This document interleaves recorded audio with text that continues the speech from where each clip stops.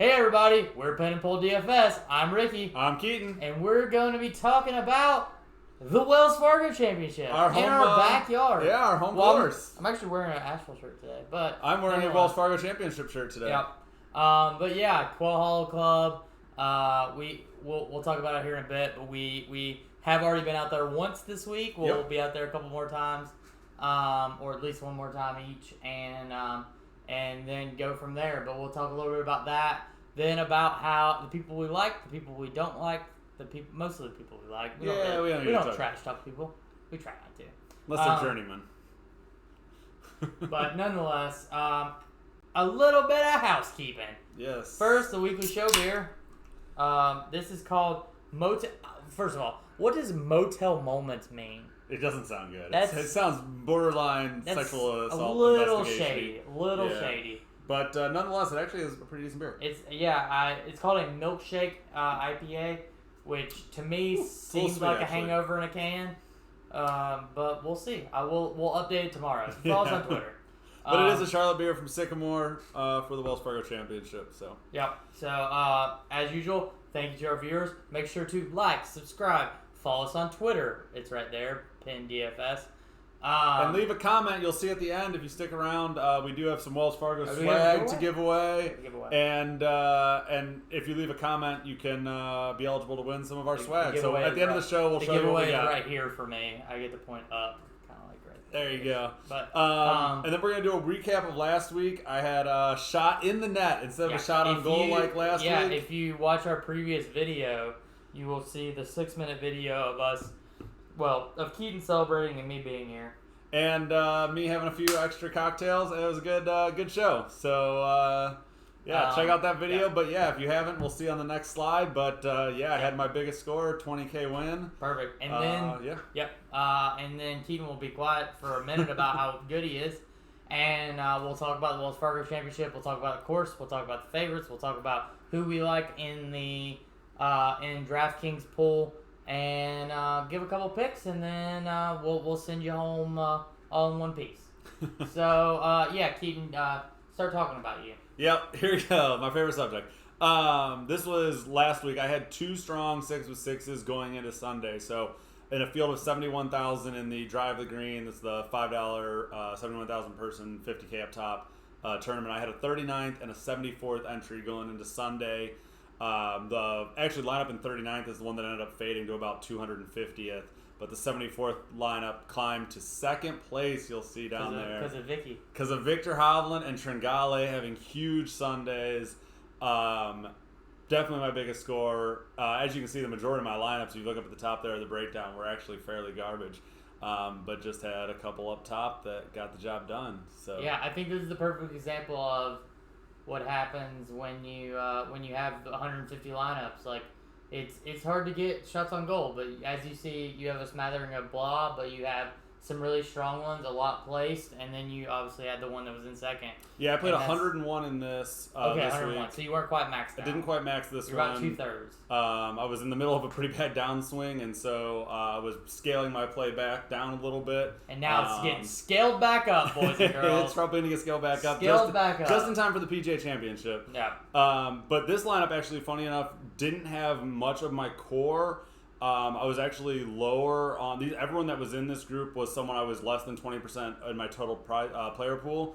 And it was actually ended up being a lower ownership overall lineup. Yeah. And so when I went back and looked at my builds, this was one of the last builds that I ended up putting in the tournament. So really interesting. Yeah, it's the art. I mean, I think it goes down to the art of like those bigger entry fields where you have 100, 150 entries where some of the lineups you may not think is going to be your optimal lineup, and then it is. Yeah. And MMEing is definitely a skill into itself, and probably something, again, I keep saying I'll make videos, but something I probably should make a video on, because making an MME pool is I don't know what MME means. Massive multi-entry pool is a difficult skill, or is a skill into itself. Yeah. So then, real quick, the lineups on the next slide. Oh, you actually did include it? I did include it, yeah. So I had Hovland, Tringale, and then both the guys that were 1-1 running into Sunday, both Keegan Bradley and Sam Burns, with Burns ended up holding. And then Howell and Moore to round out. I actually had an outright on Sam Burns at 75-1 as well, and bet Keegan Bradley to win or to lead the first round at 66-1. So overall, it was a pretty ridiculous weekend of DFS. What was your percentage return last weekend? What's 17 to whatever 2370 is? Good. So I made 22K profit on 1,700 of games. That's a lot. Yeah. He made over 20 grand. Yeah, it was good even weekend. with his entry fee. So that's how you do it, boys and girls. Good weekend. Yeah. On to this week. On to this week. On to another course that I think sets up well for DFS. How so? Please explain that. Because it's a tough course. I think the easier courses are more of a crapshoot, and so for DFS purposes, it's harder to project, and I think it's a lot more random. On a hard course, I think you truly have cream rising to the top. Cream rising to the top. That was tough. And I think it's a little easier. I mean, you still have obviously huge amounts of variance, and you'll still have high projected guys end up missing the cut. But I think overall, stronger golfers will tend to do well at Quail Hollow. Yep, that makes total sense. As you see, it is in Charlotte. It is in actual Charlotte. $15 How long was it? Uber? 12 minutes. Yeah. It was $20 there, 15 home maybe? It was probably 12 minutes there, but then we had to turn around and go around the entire we tried to thing. sneak in the bus entrance, and our Uber driver was not suave. No. He slowed down way too much when the cop put his hand out. Nonetheless, we got there. It was a lot of fun. But yeah, it's a long course. The course looks amazing. The course looks really, really good. We'll talk a little bit about it later, but definitely some really heavy contours. A lot of false fronts, a lot of false sides. It's hard to hit the greens. We'll talk through it a little bit more, but I mean, Quail, I think year to year has shown that it's a hard course to play. If you look at past winners, obviously there was nothing last year. Was there supposed to be was last year when they were supposed to host the President's Cup, or was that this year? No, it's supposed to be 2021. It got pushed back, I think, to 2022. Okay, perfect. And so they were supposed to host it last year, but they did not have it. You look back, Homa Day, 2017 was not hosted at Quail, but Harmon won that one. Han, and then back to Rory. So Do you have any strong feelings about past winners here? I don't have anyone. Jason Day's someone that I feel like we've seen him play a little bit better golf after he had kind of that stretch of injury and then time off and then poor form. And I feel like he's someone that, at least in tournaments, I probably will have a little bit of Jason Day. I mean, that's fair. Just because I think... And Rory's the other one that I want to be there when he starts winning again, because I feel like both those guys have wins still in them. Particularly Rory. The thing about Rory is that he's played pretty good, and people act like he's the worst golfer on the face of the earth. Yeah, because he's not Rory standard, right? Yeah, because he literally was But then we did see him play pretty bad at the Masters. Yeah, he played bad. Yeah. But I think there was a lot of pressure on him. I think he felt like he needed to try to play well there, and it just didn't. He's gonna get him a Masters. And I think Rory's gonna get a win here sooner rather than later. So Rory's probably someone I will keep in my player pool just because I think he's priced down compared to what we've seen. What is his elite level? I think he's 10 flat, right? That sounds right. I think he's definitely somebody who we consistently see over 10 grand. So seeing him right at 10 grand. And as soon as he starts winning again, he'll be back to the close to 11. He'll be priced with the elites in no time. I mean, he is one of the elites, right? He's just not in good form. And he's still, and like I said, other than the Masters, honestly, he's not played that differently than the elites. Was it the players where he put people just talk trash on him and he still finished top 10 or something like that? Did he have a back door? He ended up playing well on Sunday or something. The troubles are way overblown. We talked a little bit yesterday. And he's got a new swing coach, so maybe this time off that we haven't seen him play in a few weeks. Since the Masters, right? He hasn't been in the field since the Masters. He has not played since the Masters that I know of. We talked about him. We talked about some winners because we were just walking around and have all of the winner flags up. And somebody that we talked about was Ricky Fowler, and he's somebody who I'm probably going to put in more this week. But I also think that at some point he's going to come back together. But I don't have as much confidence in that as I do in Rory winning. Yeah, I feel much better about Rory winning. 100%. But also, I mean, Ricky Fowler's also 8,100 or 8,000. Maybe even 79. Is he somewhere around there? And so he's definitely something that we'll talk about as we get further down. But I think I think Rory is somebody who the rumors of his terribleness are overblown. Yeah, the media likes to talk about Rory. I think for DFS purposes, he actually is probably a pretty good value even at $10,000. Yeah. So looking at Quail, it is very difficult, very long. You said lots of elevation changes. I did walk up a hill yesterday. I walked up several. My calves, I don't have the Zalatoris calves. We'll talk about Zalatoris' calves here in a little bit. Phil's. But I feel it in my calves. I felt like it was a solid elevation. There is a fair amount of, I can think of quite a few holes that have either greens or fairways that slant down or slant up. A fair amount of change. And then the greens, there is tough to hold greens. Ricky talked about a lot of the, I guess, false front or false sides. There's some pretty serious drops. And then just some sloping greens. I think that's the big thing that you don't realize. I mean, maybe you can realize from TV, but like just being there, it really hops out is how a lot of the times the greens are elevated and you have a lot of really deep drop-offs where if you miss the green, like you're chipping straight uphill and it gets really difficult at that point. That was one thing that really jumped out to me. Yeah, I think it's definitely an overall tough challenge and an all-around challenge. It's not just a bomber's course and it's not just an approach course. No.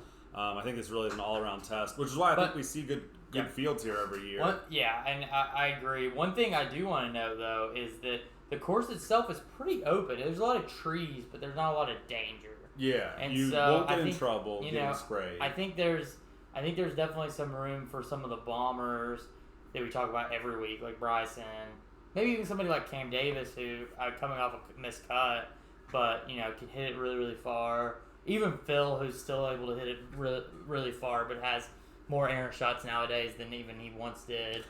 And, this course I think helps a little bit there in that, it's not easy because there are a lot of trees and the holes are very difficult and there's contours and when you miss fairways it gets tough. But there definitely is the aspect of, there's not the penalties that some courses have. You're not going to be dropping and playing exactly. Right away.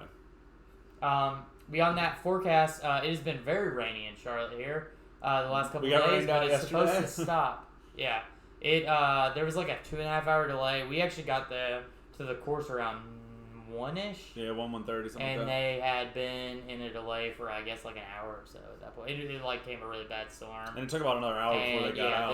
The 1 o'clock tee time teed off at about 2:30. Okay. Was it 2? No, was it 3:30? Might have been later. Yeah, I think it was 3:30. We left the course around 7 o'clock. Yeah. And we followed mostly Zalatoris around. Yeah. We followed some other people around, watched some people tee off here and there. Such EVR, finished out a hole. Yep. Heard his awesome South African accent once. Yep, exactly. He told someone, no, I picked it up in South Africa. Exactly. In English, but in South African accent. Yeah. I mean, they do speak English in South Africa too, so it makes sense. But mostly followed around Zalatoris. That dude is absolutely can smoke the ball. Yep. And just seeing how dialed in he is. So, he's a pro-am. He's out there playing with 4 other amateurs, and they're playing, I guess, Captain's Choice. Mm-hmm. No? Best ball? They were playing best ball, yeah. Okay. And Zalatoris would, either set up his shot, finish out the hole, whatever, and then he would be sitting there chipping off the side or, putting to his caddy's feet, either checking out other pin locations or just other reads. Yeah, he was definitely honing in. He never stopped. I mean, he hustled the whole time he was out there. I tried to say, hey, Will, and all I got was a little smirk.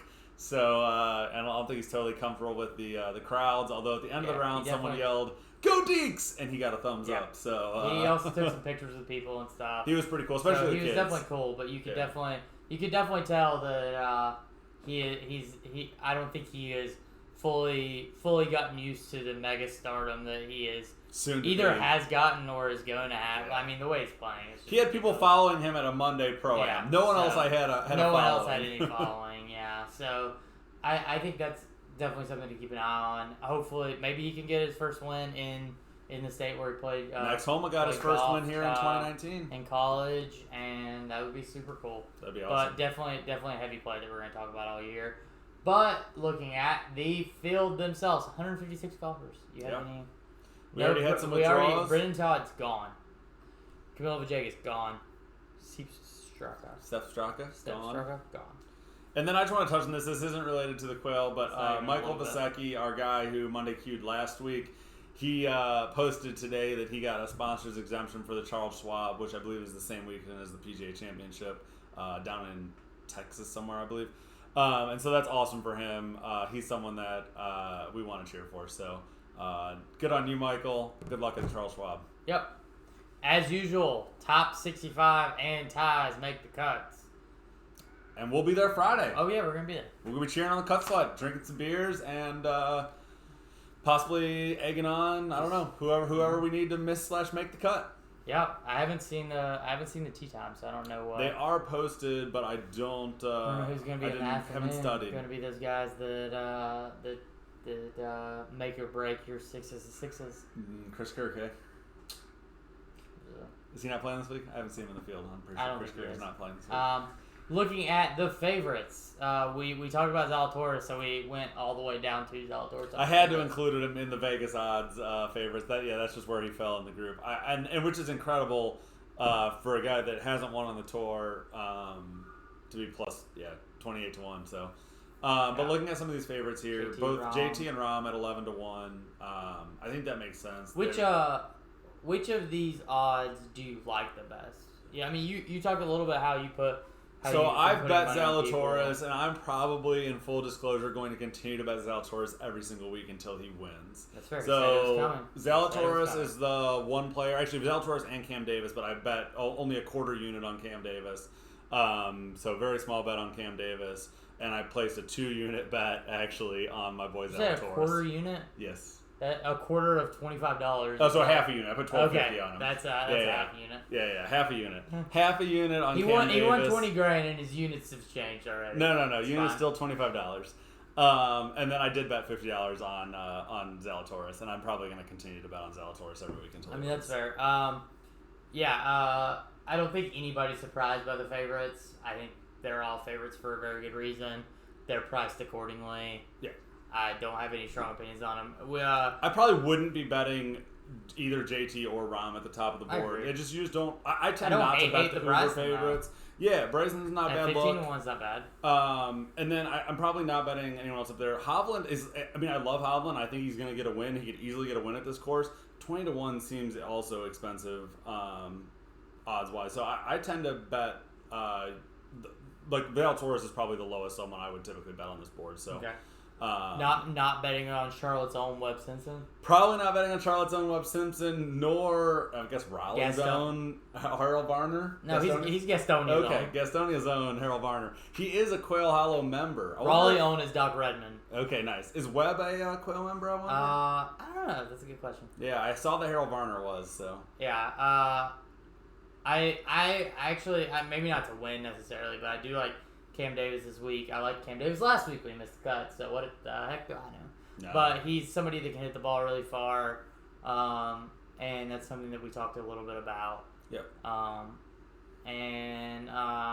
Do you have any reasons behind your Matt Jones, Charles Schwartzel?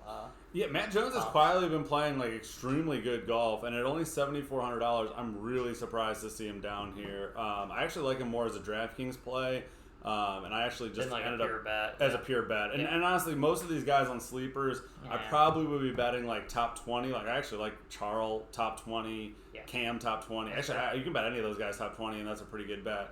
But outrights, I'm probably, like I said, I bet 2 units on Zalatoris, which is more than I usually bet on an outright. I probably won't bet anyone else outright this week. That's fair. That makes total sense. And then as we get to the pricing, this is the top.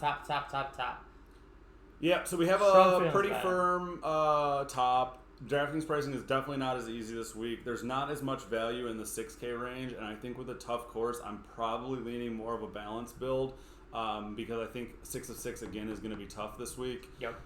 So I think a balanced build with guys that have some high cut equity is probably how I'm leaning. I'm guessing that's probably also how the field is leaning. So I want to look at some of these guys up top. The good news is since we have a harder field this week, ownership should be more dispersed because we do have a lot of the top golfers coming back in the field. Like I think Dustin Johnson and Terrell Hatton might be the only 2 in the top 10 that aren't in this field. I was trying to figure out what you were about to say about Dustin Johnson, who was not playing in the field. Yeah, I think. Why don't you just pump Paul Casey again? Yeah, Paul Casey, who, if you watched our celebration video, I off the cuff selected him as the winner, and he's not in the field. So I'd like to off the cuff change that to John Rahm this week. But maybe I should bet Rahm since I seem to think he's going to win, but I keep betting Zalatoris. What was his? He wasn't even on the last slide, was he? Plus 11. I think he's top. Plus 1100. Mm-hmm. You talk trash about him. It's just not the right price to bet. But I will have him in plenty of my DraftKings lineups. Really, I'm going to have to make tough decisions up here. I probably am not going to play very much Rory. I know I said I want him in my lineups for when he wins. I'm going to have Rory. I'll probably stick with 10% or less, which is going to be under the field. I don't know that I'll play really any of Webb. That's expensive for Webb compared to the... I'd rather Charlotte's just pay $600 more. Consistent. Good at hard courses. That's true. And what more do you want from the kid? He's not uber long, but he is. He does play hard courses as well. You may have talked me into just a little bit of Webb. I don't know. It's hard. You have to make choices up here because I also want to play Xander. I 100% already said I'm playing Rahm. I want to play Bryson. And JT won here in 2017 when it was set up even tougher than it'll be set up this weekend. Yeah. So really, I mean, in terms of crossing guys off, I never think it's a bad time to play Justin Thomas. No, we saw him last week play absolutely incredible everywhere except for putting. Yeah. He lost, I think, 6.5 strokes putting last week after gaining similar amounts tee to green. Yeah. And so just absolutely incredible. If he could actually make a putt, that dude will win by 3 strokes. It could be exactly like it was the Players, where all of a sudden on Sunday he makes putts. On Saturday he just started playing well, and then Sunday just killed people. Yep. That's kind of how I think Justin Thomas as a golfer is. When he gets in a roll, he just stays in a roll for a little bit. And as soon as he can putt, he will win a tournament. Putt again. Yeah, dude won a tournament like 3 weeks ago. He literally won the Players a month ago. Exactly. Nonetheless, as we look at the 9,000 range, do you like this range better than this 8,000? Yeah, this is where I see myself starting. I like Bills with Hovland. I like Finau this week. I think he's someone that Do you like to play Patrick Reed as much as I do? I played Patrick Reed last week and he burned me. I don't know that I'm going to play Patrick Reed. He's been killing me every week. He's not the longest. Still putting him in. He's decent. He's a better scrambler or an approach player than he is a distance player. He's good at hard courses again. He is very good at hard courses. I feel like him and Webb are a similar mold in that they're good at hard courses. They like to they're competition golfers, but they're not this type. I don't think Quail's their course. Coco, on the other hand, I mean, a guy with multiple Masters wins, and you're saying that this course is too hard. No. To be fair, man. This Augusta is a comp for this course, right? I mean, I think this course and Augusta set up pretty well, or pretty similar. No, but yeah, I mean that's fair though. When you look at Connors, what do you think about Neiman? I like Neiman a lot, and I've been playing him a lot, and it hasn't necessarily been hugely beneficial to me, but Neiman's another one of the tee to green leaders. He's still one of those guys that every week is still pretty good. I think him and Coco are both top 5 tee to green, and it's super hard not to play both of them. And I think Coco this week, actually, I've written in my notes down here, I think his ownership's going to be way down this week after he kind of disappointed last week. He was uber chalk last week at 38% or whatever he was in the Big 15. And he disappointed. He made the cut, but barely. He had a chance to miss the cut, and then just didn't play all that well on the weekend. So I can see his ownership falling down to maybe mid-teens, low teens. What do you think about Homa? Because Homa's interesting to me because defending champ Max Homa. Defending champ, but you look at him and he played not great at the Masters, missed the cut, and then the next week they priced him at 8,100 or something dumb. And now he's back up to 9,000, which feels more right. He played really well last week. He played really well, but it never really made sense why he did that huge. I think DraftKings has a heavy amount of their pricing is based on prior week's ownership. Yeah. So I think depending on what people own him at, then they underreact. Which is where we saw in Cups, no one had Austin Cendric. And then it was 8,500, 8,500, 6,700. And DraftKings is okay, we want people to roster him. Please roster him. What was it? Was it 60%? Yeah, he was uber chalk. Yeah, exactly. So I think DraftKings has that tendency to overreact to ownership a little bit. But I mean, in all fairness too, Homa, you look at his cuts, and I mean, his cuts are closer to like a 67,000. Yeah. His top 5 or his top 10s are insane, and we know how good he Same can with be. his points per game. But his, and the reason is he's missing cuts, and so I think there's definitely more risk. But the thing is, the weeks that he makes the cuts, makes the cuts. He sort of reminds me of Justin Thomas, that his putter can get hot or cold, and when he gets hot with his putter, he's awesome. We saw that on Saturday where he's just rolling things out from 18 feet for birdie. But then when he gets cold, he's like Keegan Bradley that can miss a 5-footer, and you're like, what are you doing? He's definitely somebody that I'm interested in, and maybe I'm probably gonna have some. Once we get to the 8th, we'll talk a little bit about it. I think I'm gonna have some really, really balanced builds. Yeah. Because of the people that are in the 8s, that probably includes some of these guys in the low 9s. And we'll talk a little bit about it more. But do you have anything to say about anybody? Just overall, this is my favorite range. Do you have any comments on Cantlay? I'm scared of Cantlay. You have pumped Cantlay in the past, but... I know, and I like him, but I'm scared that he is just in poor form. So ever since we saw him withdraw with whatever stomach virus, whatever he told us he had, cramps, whatever, he just hasn't played well. So we don't know. He never said he had a COVID diagnosis or what he actually had, but... Yeah, I don't know. Since that point, he just hasn't played very well. He got carried by Xander in the team's event because their team actually did okay, but I think it was more Xander doing okay than Cantlay doing okay. So, yeah, he's probably someone I'm not going to play this week. I feel like where Rory, I'm like, it's just a matter of time till you get it back. I feel like Cantlay's got to be the same way. He's too good of a golfer not to, but that's true. I just feel like something's off with his game, and I'm going to wait and see, I think. Now, moving to the $8,000 range, this is where, if you made a roster with just these people... Oh, and you could, because 8,300, you probably could make a roster right here, yeah. I don't understand why M is 8,800. Sanjay got dropped after being really popular last week. He played fine. He didn't play great. He played fine. Pretty good. What did he end up at? Top 30 because he's always been top 30 in the last 6 tournaments. So I think he's maybe in the mid-20s, but not great for how heavy owned he was, and he was substantially more expensive last week. He was 90. Was he 96? 90? I mean, yeah, 9s, right. 95. So he's substantially more expensive last week. And the field was tougher last week, right? Sanjay was one of the better golfers in the field last week. The field was not as tough last week. Whereas this week we do see a tougher field. Yeah, it was much easier field last week. Did I say that wrong? You said tougher. Oh, yeah. Gotcha, yeah. No, much easier field last week. Yeah. But that being said, as you go down, you look at people who are in really, really good form that are a little bit too cheap. So Keegan Bradley and Tringale are two people that pop out to me. Tringale's the same exact price he was last week, and Keegan's a little bit more expensive, but not. Keegan was. He was 79 last week, I believe. So he's up a little bit. But you know what? Keegan played incredible last week. He kind of did Keegan things on Sunday. And he still finished second. The thing about it is that he's been playing really well. Not just last week. He's 4 or 5, 6 weeks. Yeah, I've been pumping him every week, so you can write that down. Ricky may suck at DFS, but he can but tell he people likes are Keegan good Bradley. at golf. No, and I think he's said in post round interviews that he's found his putter recently, and he feels like he's found his stroke. And I've heard a few other analysts talk about that and kind of roll their eyes when other golfers say like, "Oh, I found this," or "I've changed this in my game." But I think Keegan probably has actually found something. He's been really, really good. And so, yeah, I'm pretty high on Keegan this week. Yeah, literally last 5 events. 2nd, 23rd, 30th, 29th, 10th. Yeah. And, those aren't bad events. Literally. What do you do at API? Because that's a tough course, too. Yeah, so API is a very tough Players, course. 29th. Players is a very tough course. Yeah.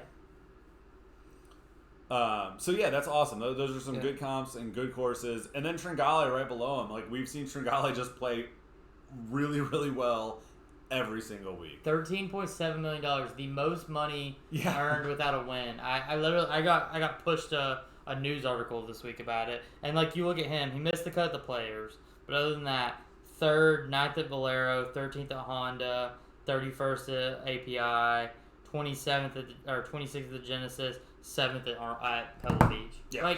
Tringale is just consistently crushing. He's playing, and those prices are just kind of off for him. And then the other consistent guy down there is Emiliano Grillo. I feel like minus his meltdown last week, we saw him basically go, quote, full Keegan last week, where he was second in the clubhouse on Thursday. Shot a 5 under, 70. What did he shoot? 67. I mean, just to go out and shoot a 76 on 76 on Saturday or on Friday to miss the cut on the number. So that's just fantastic. But that may keep his ownership low because I think he's too good of a golfer, and I think this course sets up well. He's long off the tee, which is interesting because he's a smaller guy, but he's still really long. Yeah. He must have those Zalatoris. 21st of the player, all right, the API. Yeah, another good course comp. He missed the cut of the players. But, I'm assuming he's got Zalatoris-like calves because he's just down there driving it. Yeah.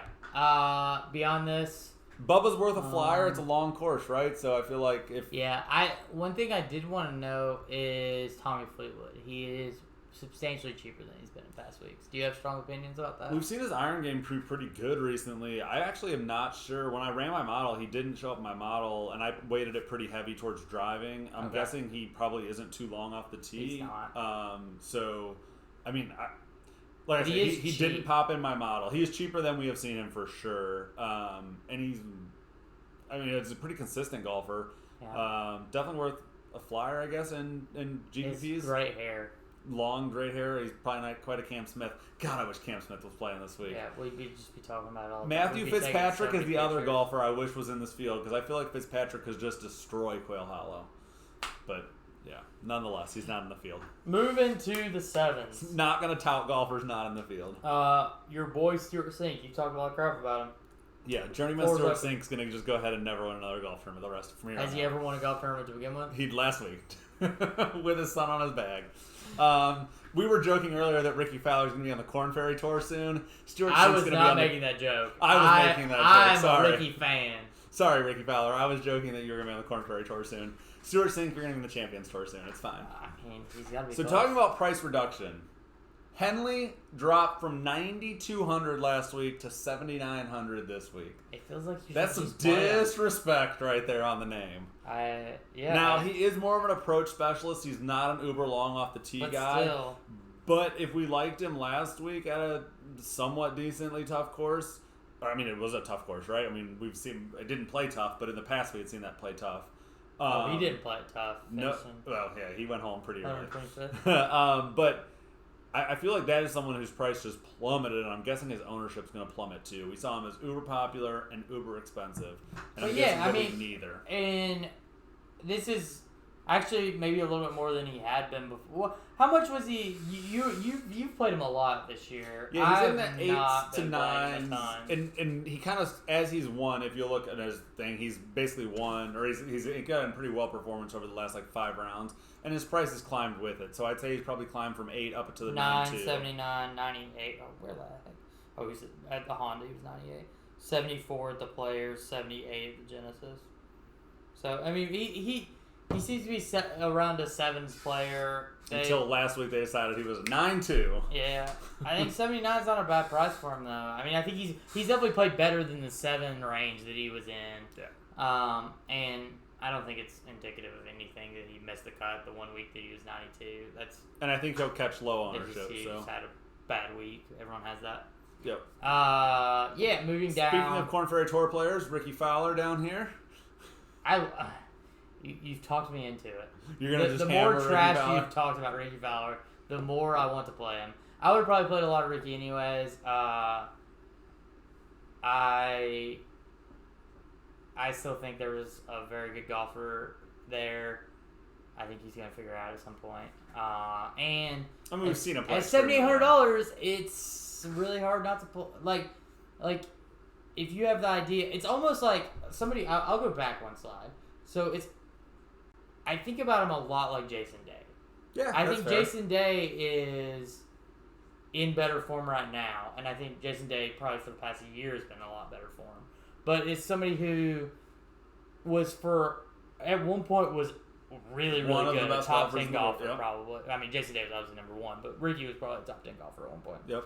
I think in the world rankings and just the consensus.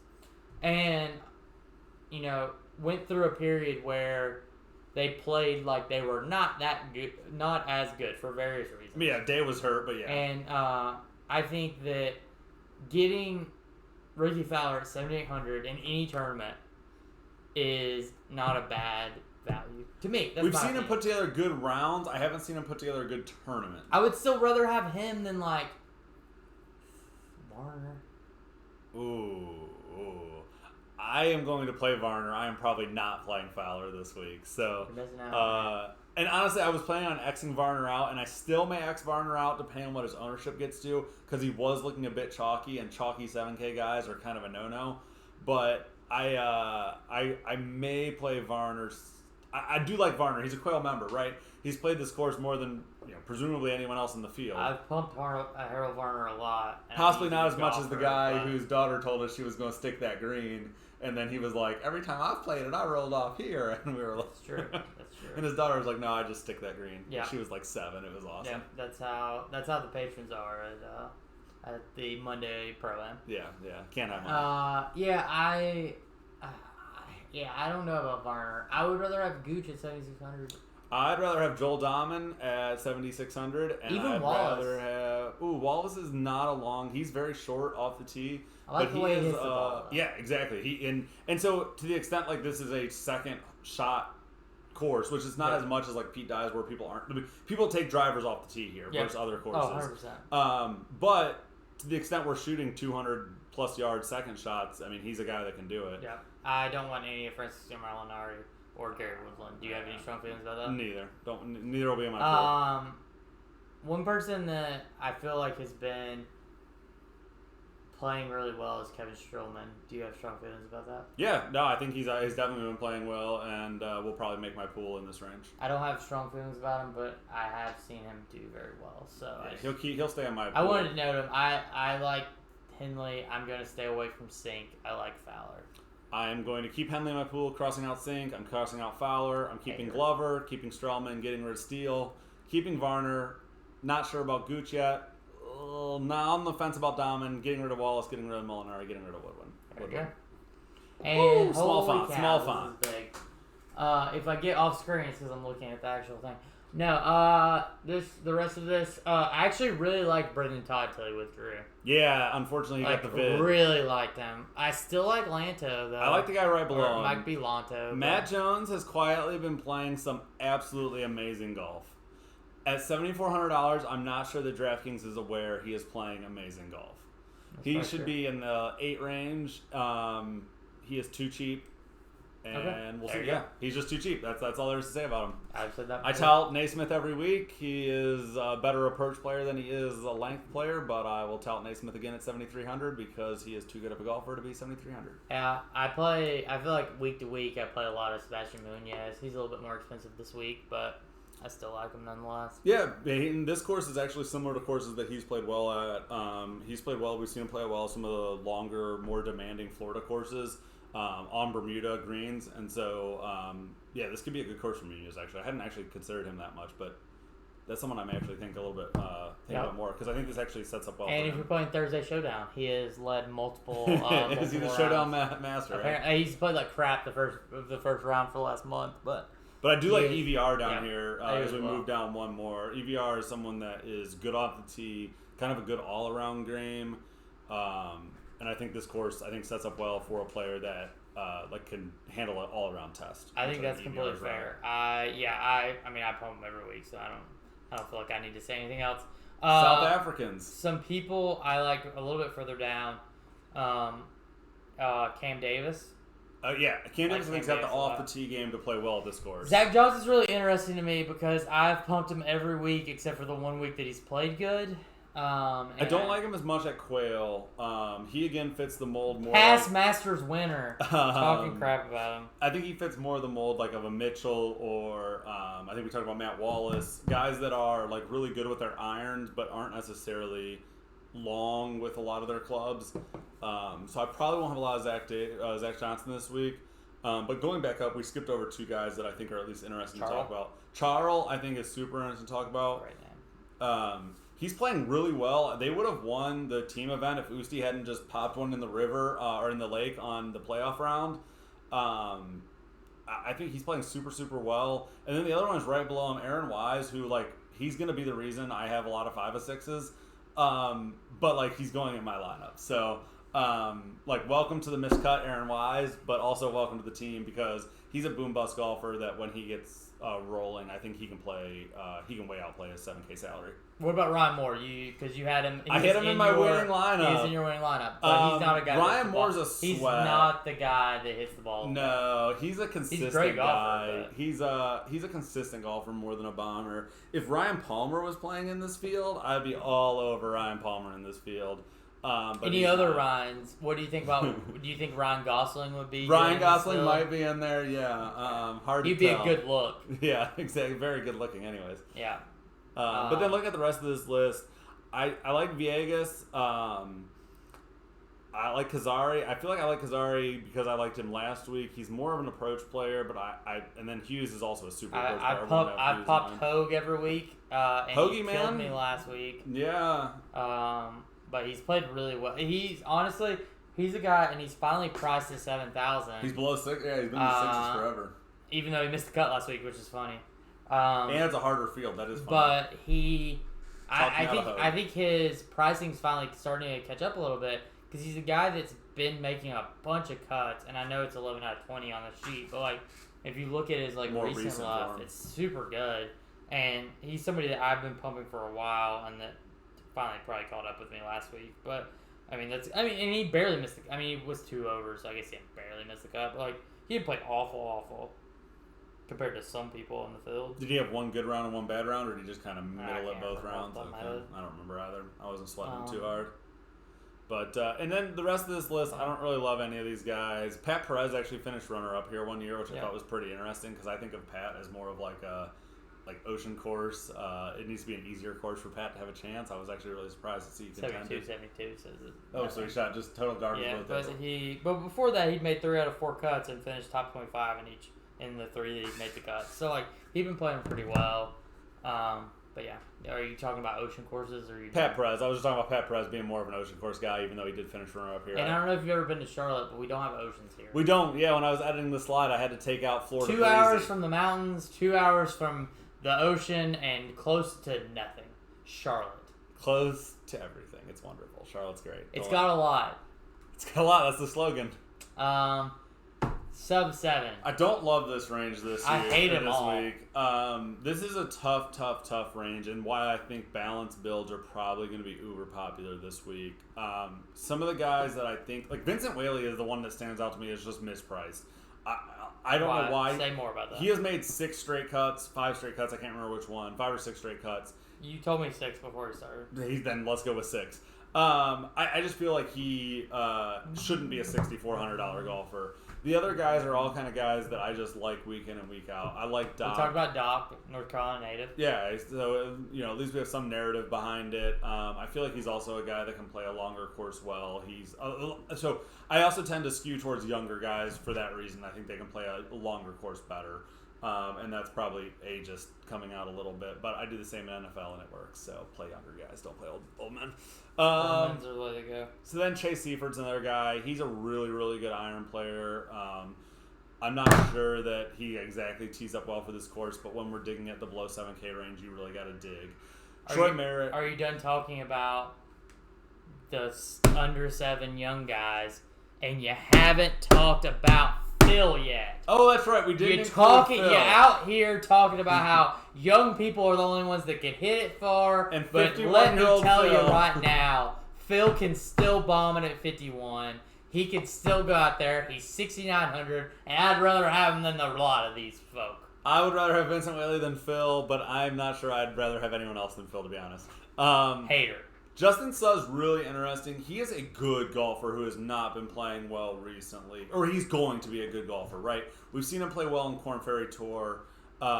We haven't seen him play particularly well in the tour events he's been on. He is a good golfer who's going to do well at some point. He just got added to this field. I wish he had been there at Monday practice to see how he shot. My wife was there today. I should have asked him to go check him out. But he's someone at $6,100 I will be taking a tournament flyer on. Up to another guy I'll be taking a tournament flyer on, and this might just be... He's made the last 3 cuts on the PGA, yeah. Okay. So a guy that I will be putting in my rosters because I think I might be a fan is Tyler McCumber. Ricky and I saw him last night, late at He's on the night, course. as we were sneaking into the clubhouse to go join our nice Champions dinner. Yep. We saw Tyler McCumber on the practice green, grinding away with his little, what do you call that little box thing he had? I don't actually know what it was. It was Tells him like how far he some draws type of trainer that he was using. It was pretty cool though. But he was there just making putt after putt on the practice greens, grinding away on a Monday night. You love to see that work ethic. I'm sure he was airing his room out, as we talked about in past episodes. McCumber might be the man, so gonna cheer for him. I'll probably put him in like just some small percentage of my lineups, mostly as like a I want to cheer for you type sweat, more than like a serious value play. But like actual value plays on there, I think Troy Merritt represents a lot of good value. I think Vincent Whaley represents a lot of good value. Doc's a decent tournament flyer. I think McCumber's a flyer, and Justin Suh's a good flyer. Otherwise, I'm probably trying to not include a lot of the 7K and below guys in my builds. That's completely fair. I'm kind of looking through some of the guys that, maybe a little bit in the sevens that I kind of like, as I'm just like looking through on my phone. And I mean, there's not a bunch that jump out. You could convince me, or someone could convince me to put Ventura in a couple lineups. We saw him play really well with Hovland in the team's event, and he actually like half carried that team during the first part of the tournament. So, I'm going to make a business decision and not pump CT Pan this week. Yeah, CT Pan doesn't. I have in past weeks. He's not as good on long courses. Save him for Pete Dye. Yeah, there's not a lot there. I mean, if you're really going for Lent, you put JB Holmes in. Actually, I heard a couple people talk about JB Holmes this week, which is really funny as a deep down. And there's actually someone else in the 6,700s. I don't want to get my phone right now. We'll have two people on our phone. It'll be a terrible show.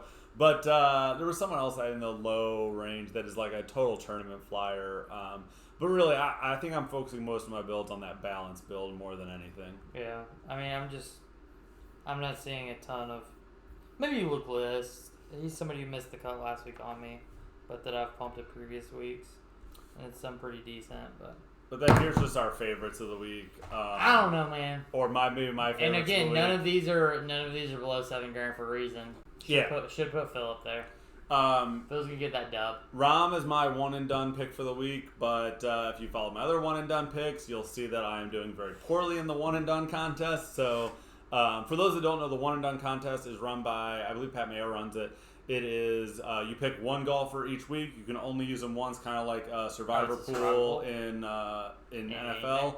And every dollar they earn during the week, you earn. And at the end of the season, whoever has the most dollars earned is the winner.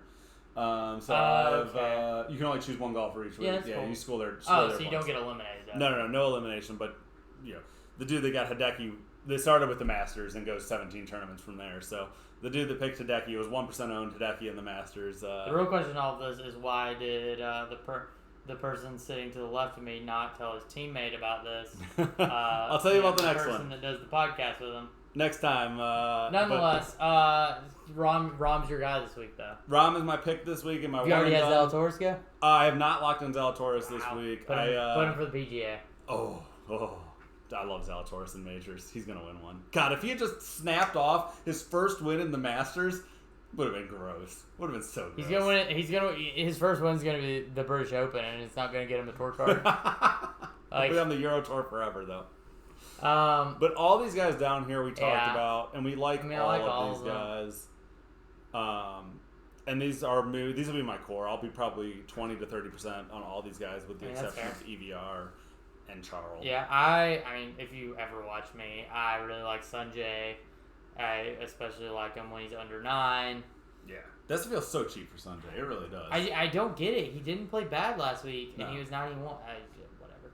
Anyways, I really like him.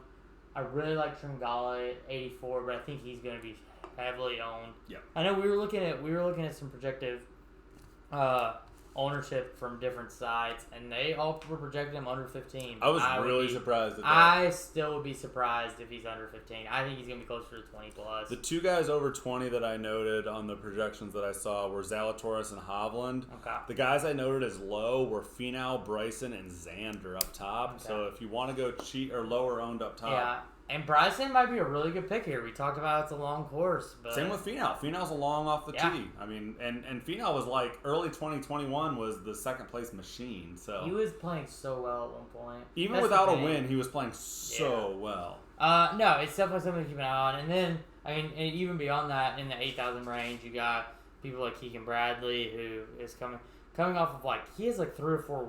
His last 3 or 4 events have been really, really good. He's bound to get a W. And here. So, definitely keep an eye on. I don't think there's as many guys in the low 7s to the high to the 6s as normal, which makes me want to have more of the balanced builds like you talked about. Yeah. So, and that's what's definitely pushing me towards a balanced build. No. And then our last slide. If you made it this far, slide. we've got our giveaway. We went to the Monday Pro-Am, so we picked up a couple of things to give away.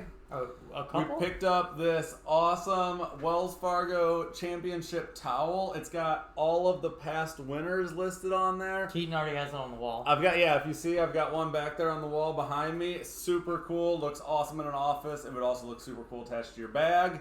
And then the classic Wells Fargo Championship pin flag.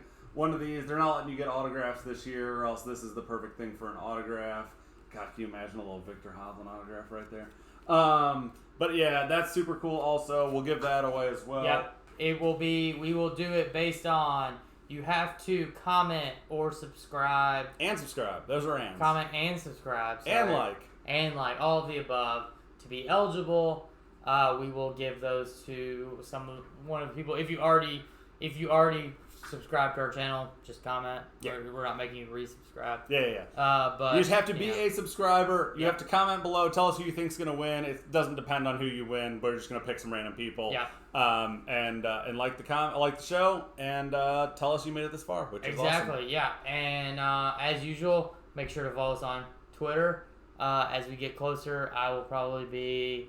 I don't even know what I'm going to be tweeting about this week. I don't have a race, so I don't know what. I need to start. I need to actually tweet my ownership. I said I would if anyone wanted to see it, but I feel like after having a decent week, maybe I'll just start putting stuff out there that people don't want to see it. Even if they don't ask, I'm going to put it out there. So I will put out my ownership late Wednesday night. But yeah, thank you to everyone that watches. As usual, go Taurus. Oh, this is the first week of minor league baseball. Oh, the Knights back in town, baby. The Knights play tonight in Charlotte. Are we gonna have fireworks here shortly? There will be fireworks tonight. Nice. Yeah. And support your local minor league baseball teams. There's a huge contraction of teams with the weird new baseball rules.